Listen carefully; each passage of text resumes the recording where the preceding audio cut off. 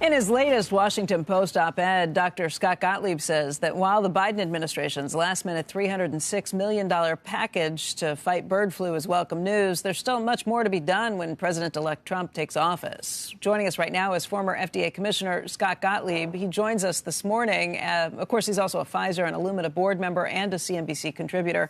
And Scott, let's talk this through. When we talked to you in the last week or so, you said you weren't all that concerned about bird flu becoming a huge threat for humans. Has that changed at all, that situation, or your take on this, since we've heard about the first human who died of bird flu? No, that hasn't changed. I still think this is a low probability risk, but it could potentially be a high impact event and the kind of thing that we want to take steps to help mitigate. And there's things that we could be doing, things that we could have been doing, and things that we could do going forward to help reduce the risk that this could spread into humans. We need to be testing more on farms to turn over the cases, isolate cows that have become infected, and chicken flocks for that matter as well. Do more to help farmers protect dairy workers and be providing swabs so dairy workers can self-swab themselves and diagnose infections when those happen. The thing that you worry about is that people could become co-infected both with this virus and with seasonal influenza, and you can get a recombination between those two viruses that would enable this virus to spread more easily. That's, in fact, what happened in 2009 with H1N1. That was a recombination between the swine flu and seasonal influenza that happened actually in a pig, and then it became a pandemic strain. So you want to mitigate those kinds of risks. We also want to be doing more on the therapeutic side.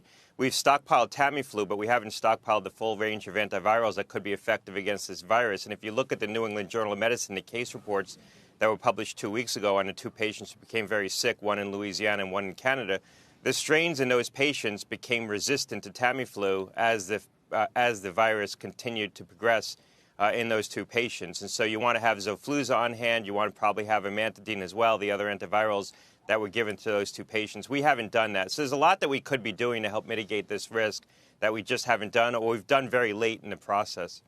Why do you think that is?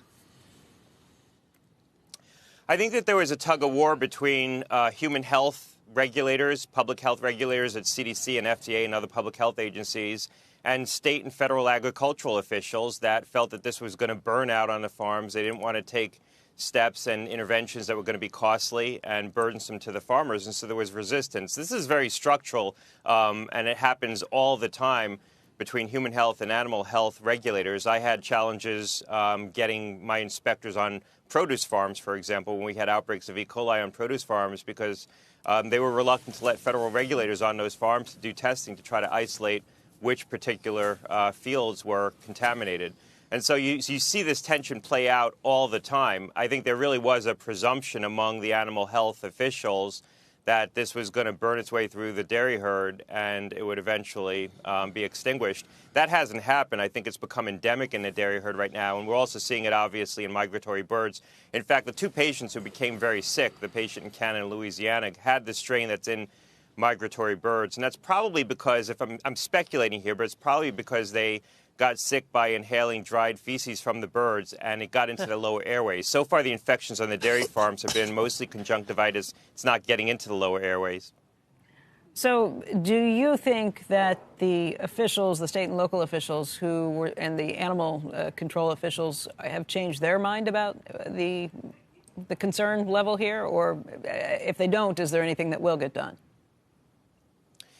Yeah, look, I think there are indications they have changed their mind, especially at state level. You see a lot of states doing very aggressive testing of dairy cattle. And you've also seen the implementation in just the last month, in December, of bulk testing of milk at a federal level. And so I think that was animal health officials recognizing that they need to take more aggressive steps on those farms. I think that the other thing we could be doing is increasing the compensation for affected dairy farms. The farmers should not be bearing the brunt of doing the right thing. They're on the front lines of this, and they shouldn't bear the economic brunt of doing the right thing, testing their herds, isolating sick cattle or culling them, and also testing workers, providing testing for workers. When you have absentees because workers are sick from this, those farms should be compensated, and that way they have an incentive to turn over these cases. Sure.